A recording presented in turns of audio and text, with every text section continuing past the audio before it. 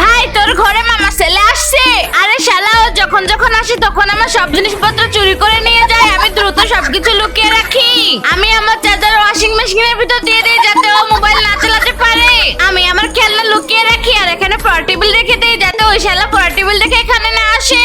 এখন আমার সব চকলেট গুলো গুনে লুকিয়ে রাখি 1 2 3 4 5 6 7 8 9 10 11 12 13 14। কুকুরের খাওয়া খাবার রেখে দেই যেন এটা খেয়ে ঘুমিয়ে পড়ে।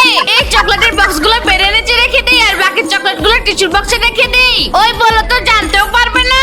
ভাইয়া আমি চলে এসেছি। দেখি ভাইয়া খাবারের জিনিসগুলো কোথায় রেখেছে। আরে ইয়ার এখানে তো কিছুই নেই, হয়তো আলমারিতে আছে।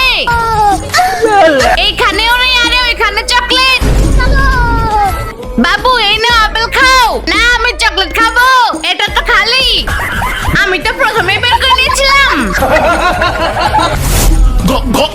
ভাইয়া তোমার ঘরে কিছুই নেই, আমি নিজের ঘরে চলে যাচ্ছি। ভালো মজা দেখিয়েছি। আরে এটা তো খালি। আমার সামনে চালাকি চলবে না।